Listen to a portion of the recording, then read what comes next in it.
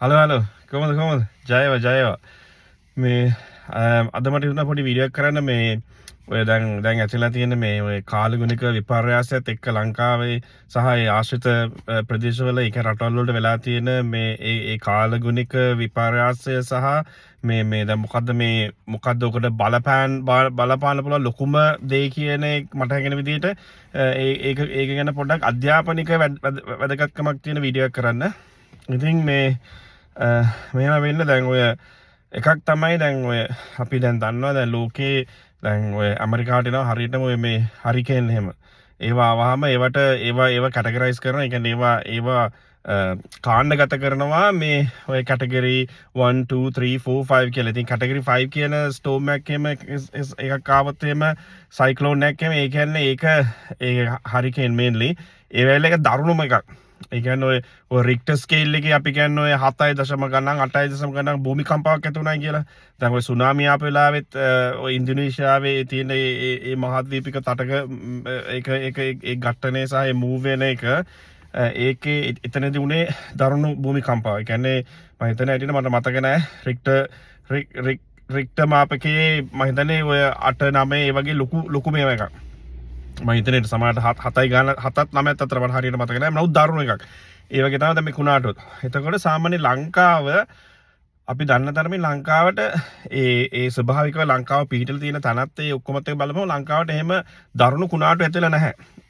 ඉතින් ඔය බෙන්ගාල බොක්කේ ඇති වෙන ඔය අවපීඩන තත්ත්වයත් එක්ක එහෙම ඇවිස් කුණාටු ඇති වුණාට ඔය ලංකාවේ දැන් ඔය මේ තරම් දරුණු කුණාටු දැන් ඒ කියන්නේ අපි මගේ ජීවිතේ නම් මතක කාලයක වෙලා නැහැ. එතකොට තමයි මං කල්පනා කරන්නේ ඕක දැන් සාමාන්‍යයෙන් ඕක තවදුරටත් වෙන්න පුළුවන්ද කියන එක.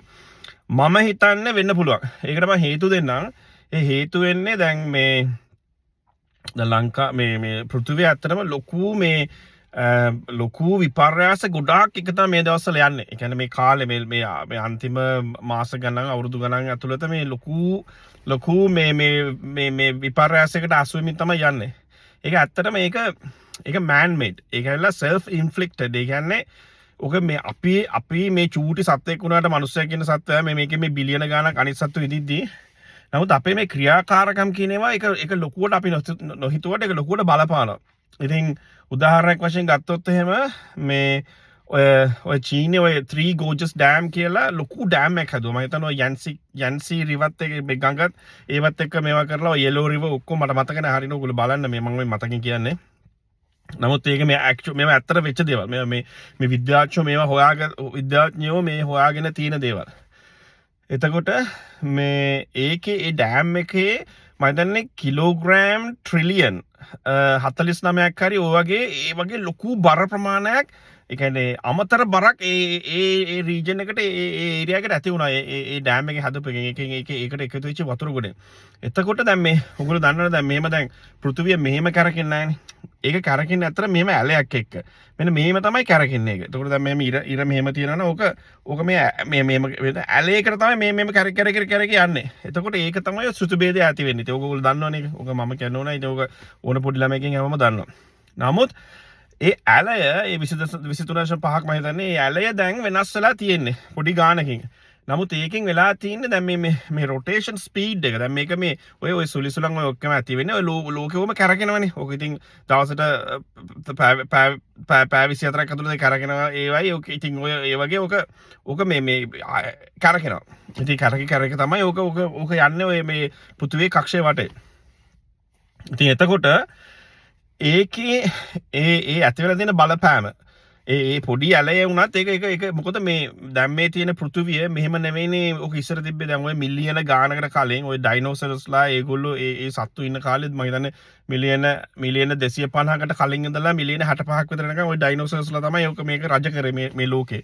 ඒතකොට ඒ කාලේ ඉඳලා වගේ ඔය විපර්යාස මේ කාලේ මේ ලෝක පෘථිවිය ඇති වෙච්ච දා ඉඳලා මේක මේ ෆෝම් වෙන්න ගත්තනේ. ඒක නිකන් පොඩි මේ වෙලි ගාවිලා එම ෆෝම් වෙලා ඔය ඔයගොල්ලෝ කතා කරේ එක වෙනම වීඩියෝ කරන්න.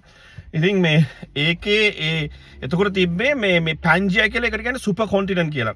එතකොට ඔය මහද්වීපික තටක මූවමන්ට් එක දැන් හිතන්නකෝ අර මේ නිකන් අර සබම් බෝලයක් මේව කරාම ඒක අර තියනවනේ නිකන් අපිට පේනවනේ නිකන් අර මේ මේ නිකන් දේ දුන්නේ පාටට අර යන්නේ නිකන් අර මූව් වෙන්නේ අන්න ඒ වගේ දෙයක් හිතන්නකෝ එහෙම එකක් නෙවෙයි නමුත් ඒ වගේ අර මේක මේ ටෙක්ටොනික් ප්ලේට්ස් කියන එක මේ පෘථිවියේ මේ හැම වෙලේම ඔක කොන්ස්ටන්ට්ලි මූව් වෙනවා ඉතින් ඔය මූව් වෙන එකෙම තමයි දැන් උදාහරණයක් වශයෙන් ගත්තොත් එවරස් කන්ද ඔක හැමදාම උඩට යනවා මේ දැනටත් දැන් අපි කතා කරේ හැම අවුරුද්දෙම ඔක චුට්ටු සෙන්ටිමීටර් 4ක්ද කොහෙද ඒක උඩට යනවා මොකද අර මේ ඒෂියා මේ ප්ලේට් එකයි යුරෝ ප්ලේට් එකයි ඔක ඒෂියා ප්ලේට් එක ගිහලා ඔක දැන් මේම තියෙන එක ඔක වදිනවා ඔක ගිහලා ඔක පුෂ් කරලා ඔක උඩට යනවා ඉතින් ඒ වගේම මේ ඒ වගේ තමයි දැන් ඕස්ට්‍රේලියාවත් පොඩ්ඩක් පල්ලෙහාට යනවා ඒක අනිත් පැත්තට.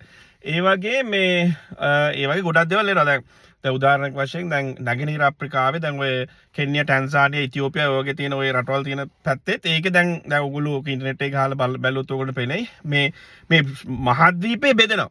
ඒ කියන්නේ මේ ඒ තියෙන මේවත් එක මේ මහද්වීපේ චුටු ඈතන. ඒ කියන්නේ කවදා හරි දවසක අපිට ඉන්න එකක් නෑ. එතකොට තව මිලියන ගානකින් මේ එතකොට තව අලුත් මහද්වීපයක් හැදිලා තියෙන්නේ. ඉතින් ඒ වගේ. එතකොට ඔය මැඩගැස්කර් මොසැම්බික් මේ පැත්තේ තියෙන ඒ රටවල් ඔක්කොමත් එක්කම ඒක සෝමාලියා ඒක ඔක්කොම මේ පැත්තට වෙනම ඇති වෙන්න තියෙනවා. ඉතින් එතකොට මේ ඊට අමතරව මේ ඉතින් මේ දැන් මේ අපි කතා කරන මේ කතා කරලා ලොකුවට කියන්නේ දැන් ගිනි කඳු කියලා ගමුකෝ ගිනි කඳු තියෙනවනේ දැන් හැමතැනම ඉතින් ඔතන ඔයගොල්ලෝ අහලා තියෙනවා රිංග් ඔෆ් ෆයර් කියලා තියෙනවා දැන් අපි හැමදාම අපිට උගන්වලා තියෙන මේ කියන්නේ ලෝකේ මැප් එක ගත්තොත් එහෙම මේ පැත්තේ ඇමරිකාව තියෙනවා මේ පැත්තේ ජපානය ඕස්ට්‍රේලියාව තියෙනවා එහෙම අපිට බෙදලා තියෙන්නේ. නමුත් මේක ලෝකේ මේක රවුන්ඩ් නේ. එතකොට ඔහොම නෙවෙයි ඇත්තටම තියෙන්නේ. ඕක ඉතින් අපි හරවලා අපිට පහසු විදියට ඔක්කොම කොන්ටිනන්ට්ස් ටික රටවල් ටික දාන්න පුළුවන් විදියකට අරගෙන තමයි අපිට ඒක පෙන්නලා තියෙන්නේ. නමුත් ඕකේ අර පිටිපස්සට පැසිෆික් මේ මුහුද කියන සාගරය කියන පැත්ත බැලුවොත් මේක ඉතා විශාලයි. ඉතින් එතකොට ඕක ඒකේ ඒ පැත්තේ දැන් ඕකේ තියෙනවා මේ ඔගොල්ලෝ මැප් එකේ ඔය ලෝක ගෝලයක් කරන් බැලුවොත් පේන්නේ මෙහෙම නිකන් ඒක මේ කියන්නේ මහද්වීප ටික මෙහෙම තමයි ඒක පේන්න තියෙන්නේ. එතකොට මේ පැත්තෙන් අහු වෙනවා ඒ කියන්නේ දැන් තියෙන මැප් එකේ වංගත පැත්තෙන් ගත්තොත් ඔය ඇන්ඩීස් කඳු වැටි ඔය රොකි කඳු වැටි එහෙම තියෙන්නේ. ඒ පැත්තේ ඉඳලා අනිත් පැත්තට මේ යනකොට ඔය හවායි ඔය ඒ පැත්තට අහු වෙන්නේ ඔක්කොම ඔය ඉන්දුනීසියා ජපාන් ඔය ඔක්කොම අහු වෙන්නේ මේ පැත්තට. එතකොට ඔකට එක රිංග් ඔෆ් ෆයර් කියලා ඔක ඇත්තටම හරියට මේ ඔය මහද්වීපික ඔය මේ තටක ගැටෙන තැන්වල මේ ඔය ගිනි කඳු පිපිරීම හරියට වෙනවා. දැන් මේ ඉතියෝපියාවේ දැන් මේ මම දන්නේ දවස් ගානක කලින් පිපිරීමක් වුණා ගිනි කන්දක මේ ඒ ගිනි කන්ද පිපිලා තියෙන අවුරුදු 12000කට පස්සේ. ඉතින් හිතන්න එතකොට මොන වගේ ඇක්ටිවිටීස් ටිකක් මේ ක්‍රියාකාරකම් ටිකක් වෙනවද කියලා. ඉතින් එතකොට ඊට අමතරව දැන් ඔයගොල්ලෝ දන්නවද දැන් මේ අපේ ක්‍රියාකාරකම් නිසාම අපි කාබනික මේ ඉන්ධන මේ භාවිතය කරලා පුච්චල මේ කාබන් ඩයොක්සයිඩ් ඒවා ඒ කාබන් මොනොක්සයිඩ් ඔය ඔක්කොමත් එක්ක එකතු වුණාම ඊට අමතරව මීතේන් කියන්නේ තව මේ හරිතාගාර වායුවක්. ඒකෙන් වෙන්නේ ඇත්තටම මේ ලෝකේ වායු ගෝලයේ උෂ්ණත්ව වෙන එක වෙන්නේ. ඉතින් ඔක රත්තලා ඔක ඇත්තට වෙන්නේ දැන් ඔය ග්‍රීන්ලන්තේ එතකොට ඇලස්කා ඊට පස්සේ ඇන්ටාර්ක්ටිකා ඔය ඔක්කොම තියෙන ඔය මේ අයිස් තියෙන මේ මහද්වීප ටික ඒ අයිස් කුට්ටි ඒවට ග්ලාසියර්ස් කියලා කියන්නේ ග්ලේසියර්ස් කියලා කියන්නේ ඒවා ඔක්කොම ඒවා දිය වෙනවා. ඒවා දිය වෙලා සමහරවිට ඔය අයිස්බර්ග් කියලා කියන ඔය තඩි මේ අයිස් කුට්ටි කැඩිලා වෙන් වෙනවා. ඉතින් ඒවා ඇවිල්ලා සමහරලාට මේ ග්‍රීන්ලන්තේ තරම් ලොකු මේ අයිස් කැලි ගැලවිලා ඔක මුහුදට ඇවිල්ලා ඊට පස්සේ ඒක සමකය ආසන්නයට එන්නේ ඒවා දිය වෙලා යනවා. ඒතකොට එහෙම වෙද්දි වෙන්නේ එකක් තමයි මුහුදේ තියෙන ජල ප්‍රමාණය සී ලෙවල් එක කියන්නේ ඒක වැඩි වෙනවා. ඊට අමතරව මේ වායු ගෝලයේ ගොඩක් රස්නේ ඒකයි තියෙන. එතකොට සූර්යාගේ බලපෑමක් තියෙනවා. ඒ ඔක්කොමත් එක්ක බලුවාම වායු ගෝලයට එකතු වෙන ජල වාෂ්ප ප්‍රමාණය වැඩි වෙනවා. ඉතින් එතකොට ඔය ඒක නිසා තමයි ඔය දැනට එන ස්ටෝම්ස් ඔක්කොම ඒ කියන්නේ ඔය තියෙන කුණාටු ඊට පස්සේ ඔය ජපානයේ තායිලන්තය චීනය හොංකොං ඔය තියෙන පැති වලට එනවා මේ ඒවට කියන්නේ ටයිෆූන්ස් කියලා කියන්නේ. ඒවට දාපු ඒගොල්ලෝ මම හිතන්නේ ඔය මේ සුනාමි කියන ජපානයේ දාපු නමක්නේ. ඒගොල්ලෝ මොකද ඒගොල්ලෝ හරියට ඒකට පුරුදුලා තියෙන්නේ. ඒ වගේම ලංකාවට 2004 සුනාමි එනකන් අපිව අහලා තිබ්බේ නැහනේ.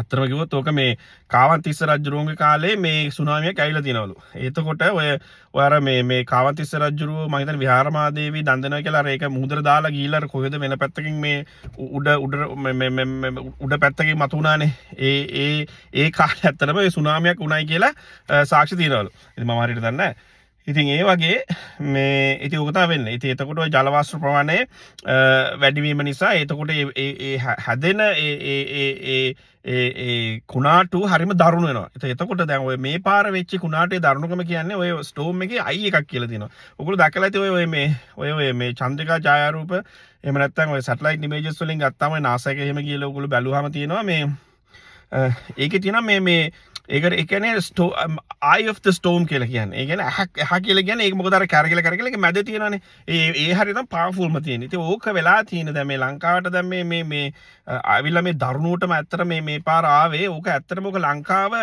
ඕක මෙහෙම මූව් වෙගෙන යද්දී මේ ලංකාවේ මධ්‍යම කඳුකරයෙන් තමයි ඔකේ හරියටම ඇහ කියන එක හරියටම යටම යන්නේ ඒක උඩින්. එතකොට ඔය නුවර පළාත මධ්‍යම පළාතේ තියෙන ඔය නකල්ස් කඳුද ඔය එතකොට ඔය පැත්තේ තියෙන නාවල පිටියේ අරේ මේ තියෙන උස්ස කඳුනේ තියෙන්නේ. ඉතින් ඒකේ හැප්පුණාට පස්සේ එතකොට ඒ වෙච්ච මේවකත් එක්ක මේ ඒ අර ඇති වෙච්ච ඒ වැස්ස ඒ හරියට තමයි ඔක්කොම වැටුනේ. ඉතින් එතකොට ඒක නිසා තමයි ඔක ඒවට කියන්නේ ෆ්ලෑෂ් ෆ්ලඩ් කියලා කියන්නේ එක පාටම ඇති වෙන මේවා. ඉතින් එතකොට අර පොළොවට යන ප්‍රමාණය ඔකට සැචුරේෂන් කියලා කියන්නේ. ඉතින් ඔකට උරාගෙන හරිද? එතකොට දැන් ස්පොන්ජ් එකක් වුණත් මේ අපි ඔක වතුර දාලා තිබිලා ඒකට සම්පූර්ණ උරාගත්තට පස්සේ ඒක උඩින් තවත් දැම්මොත් එimhe ඒකට උරා ගන්න බෑනේ. ඒ වගේ අර වතුර උරාගෙන ඊට පස්සේ අර තියෙන උඩම තියෙන ලේයර් එක හුත්තටම මේ වුණාම ඒක නිකන් පවුඩර් එකක් වගේ. ඒ කියන්නේ ඒක තනිකරම වතුරත් එක්ක මේ වෙලා මේ වුණාට පස්සේ අර ඕක ඉතින් කොහමත් ගල් උඩනේ පස්ස තියෙන්නේ. ඉතින් ඔය ඒ ගල ඒකට තවත් උරා ගන්න බෑ. ඊට පස්සේ ඉතින් අර වතුර ඔක්කොම යටටම කාන්දලා අර ගල උඩින් මේ යද්දි ඒක තියෙන පස් කන්දුවත් එක්කම කඩාගෙන යනවා. ඉතින් ඕක තමයි ඉතින් ඕක සරලව විග්‍රහ කරන්න පුළුවන් ඒ විදිහට. ඉතින් මම ඉතින් මේකේ මේ එක්ස්පර්ට් කෙනෙක් මේක මේ පරිණත ඥානයක් තියෙන කෙනෙක් නෙමෙයි මේ සබ්ජෙක්ට් එක පිළිබඳව. නමුත් මම මේ දන්න පොඩි දේවල් මම ඉගෙන ගත්ත දේවල් එක තමයි ඔයගොල්ලෝ මේ කියන්නේ. ඒතකොට ඊට අමතරව තියෙනවා මේ පෝලා වෝටෙක්ස් කියලා එකක් තියෙනවා. මේ දැන් ඔය මේ excuse me මේ මහද්වීපික තටක ඒ මූව්මන්ට් එකත් එක්කෙන් ඒක අර ඇතුණානේ. දැන් ඉතින් මෙහෙම දැන් මධ්‍යධරණි මුහුද, රතු මුහුද, ඇට්ලාන්ටික් මුහුද, ඊට පස්සේ පැසිෆික් මුහුද, ඔහොම ඉන්දියන් සාගරය එහෙමම තියෙනවනේ, සාගර තියෙනවනේ. ඉතින් ඒ ඔක්කොම ඉස්සර ඔහොම නෙවෙයි තිබිච්ච ඔය එකට තියෙන කාලේ ඔය මේ පැන්ජා කියන එක ඔහොම නෙවෙයි තිබ්බේ. ඊට පස්සේ ඔක බෙදිලා තමයි ගියේ. ඉතින් එතකොට ඒකෙන් ඇත්තටම ඇති ඒ කියන්නේ ඔය කාලාන්තර තිස්සේ ඔක ඉතින් එක විදියට තිබිලා ඔක වෙනස්කම කියන එක එකපාරට වෙන්නේ නැහැ. ඔක මිලියන ගාණක් යනවා. ඉතින් මේ මිලියන ගාණ ඇතුළත ඉතින් ඕකේ මේ හැමදේම වගේ එක සමතුලිතතාවයක් ඕකේ ඇති කරගන්නවා මේ පෘථිවිය. ඉතින් එහෙම වුණාම ඔය කරන්ට්ස් කියන ඔය පෝලා මේ කරන්ට්ස් කියලාත් කියන ඕකේ මේ එන මුහුදෙන් එන ඒ වතුර පාරේ ඔක්කොම ඒ විදිහට හැමදාම ඒ විදිහට තමයි ගලන්නේ. නමුත් දැන් වෙලා තියෙන මේ අංශක 23.5 ඒ ඇලේ වෙනස් වීමත් එක්ක දැන් ඒවා ඩිස්ටර්බ් වෙලා. ඒ කියන්නේ ඒවා වෙනස් වෙලා තියෙන්නේ. ඉතින් එතකොට මේ ඒකෙන් හරියට ඔය මේ ලෝකයේ කාලගුණයට වෙන බලපෑම ගොඩක් වැඩි. ඉතින් දැන් ඉස්සර ඔය බටහිර රටවල් වල ඔය පල්ලෙහා ඔය ලිස්බන් නගරය, එතකොට පෝර්චුගල්, පෘතුගාලය, එතකොට ඔය නෙදර්ලන්ඩ්ස් ඒ රටවල් ඔක්කොම එංගලන්තේ ඒගොල්ලෝ ඔය මේ වායු කරන්ට් වායු ධාරාවල් පාවිච්චි කරලා තමයි ඔය මේ ගවේෂණවල යෙදුනේ. ඒ කියන්නේ දැන් ඔය ලතින් ඇමරිකාවට යන්නේවද, උතුරු ඇමරිකාවට යන්නේවද, අප්‍රිකාවට යන්නේවද, ඉන්දියාවට එන්නේවද, ඔය ආසියාව පැත්තට යන්නේවද, ඔක්කොම ඒව හරහා. මොකද ඒ දවස්වල මේ මෝටර් බෝට්ටු තිබ්බේ නෑනේ, නැව් තිබ්බෙත් නෑ, ඔය ඩීසල් එන්ජින් වලින් දුවන. ඒවා ඇත්තටම ඒවා රුවල් නැව් භාවිතයෙන් එක කරේ. ඉතින් එතකොට ඒකයි මේ ඒ විදිහට මේ ඒගොල්ලෝ ඒව පාවිච්චි කරා. ඉතින් දැන් වෙලා තියෙන්නේ ඔක්කොම අප්සෙට් වෙලා තියෙන්නේ. ඉතින් ඊට අමතරව දැන් අපි තව දේවල් කරානේ. අපි දැන් දැන් අප්‍රිකාව මුදුන ඔය ඊජිප්තුව හරිය දැන් ඔක එකම ලෑන්ඩ් එකනේ තිබ්බේ. එකම තනි මහද්වීපේ තියෙන එක අපි සුවස් කැනල් කියලා ඔය සුද්දු සෙට් එක එකතු